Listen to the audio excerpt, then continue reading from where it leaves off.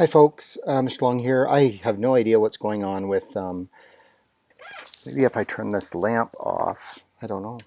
Well, there's something wrong with my screen. I don't know what it is, or with my camera.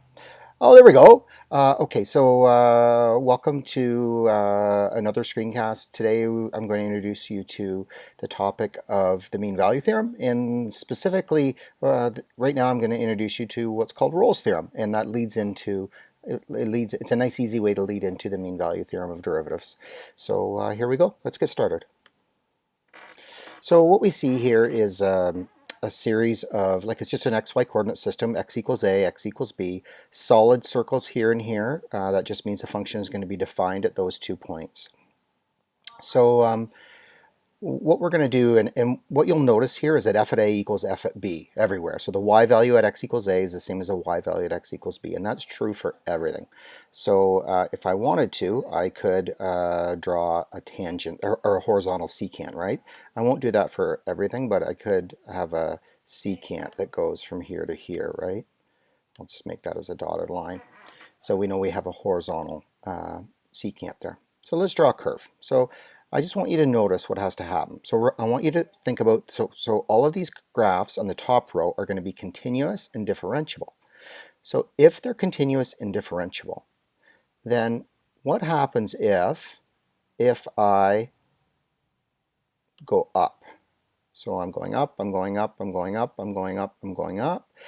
Eventually, at some point, what do I have to do if I end up at that second red dot to the right? Well, I'm going to have to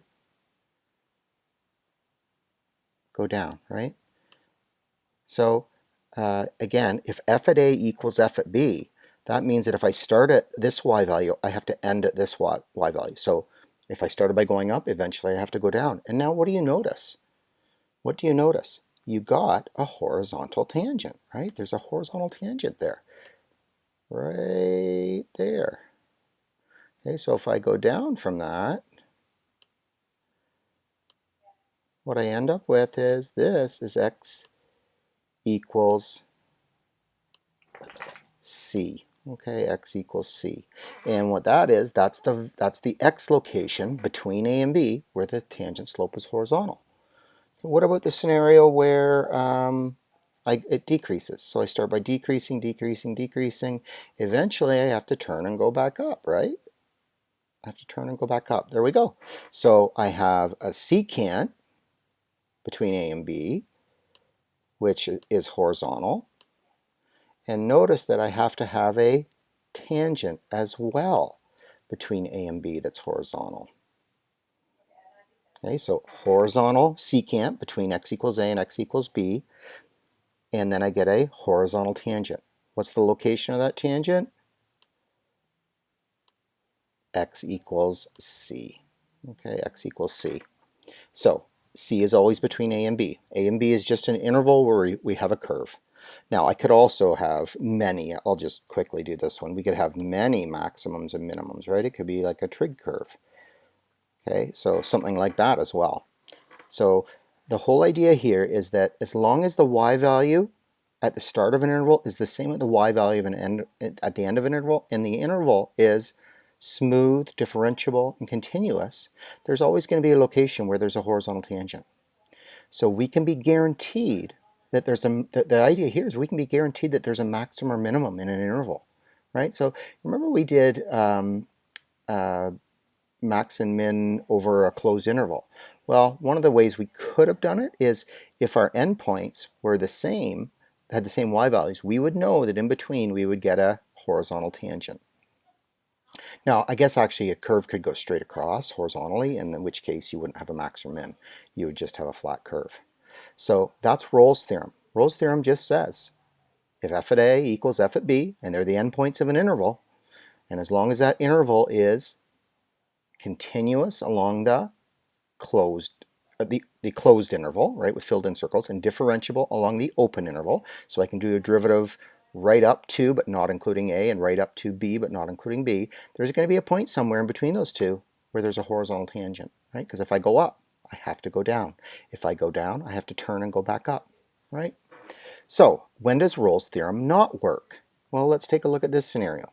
And for this one, I'm definitely going to draw the secant in there. So there's the secant.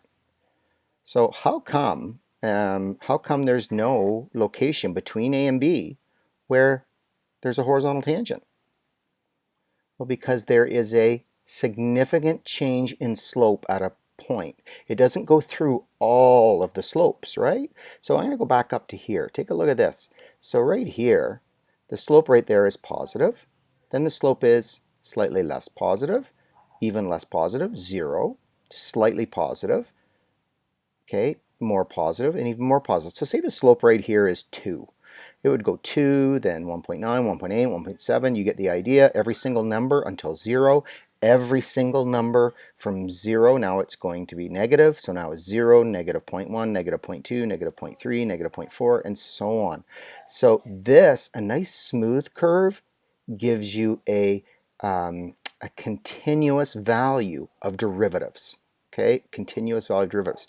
On the other hand, if we look here, this slope right here it's going to skip over a whole bunch of slopes, right? It doesn't go through 0. So maybe the slope here is 1, positive 1, then it goes to positive infinity. Here the slope goes from negative infinity to maybe negative 1 right there, right? So yeah, so hopefully that helps, and hopefully you get that, right? You can understand what's happening. So let's see here. What else do we need to do? Let's look at this one. Why doesn't this work? Okay, so we've got, again, a horizontal secant from A to B, but we've got a corner here. It's an absolute value function. So the slope here is, say, positive 3. The slope here is, say, negative 3, right? So there's only 2 slopes here, negative 3, or positive 3 rather, and negative 3. Well, if you only have one slope on each side, that's 2 numbers for slope. You can't possibly get to 0, okay? So it's not differentiable here, and we call that x equals c. It's not differentiable here at x equals c. And then here's a piecewise function, or what they call a jump discontinuity, right? So I'm going from, if I was to draw again, there's the secant, right? Secant has a slope of 0. How come there's no tangent slope with a slope of 0?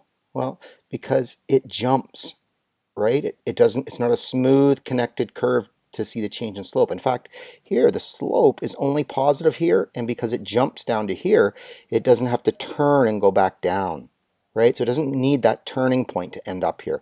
And that's the whole point of this. We don't need like a turning point. This is not a turning point. Okay, that absolute value part is not a turning point. That is not a turning point. Okay, so the Rolle's theorem only works for smooth, continuous, and differentiable curves. As soon as you introduce discontinuities or points that are not differentiable, you cannot use Rolle's theorem. Hopefully that helps in terms of an introduction into what Rolle's theorem is.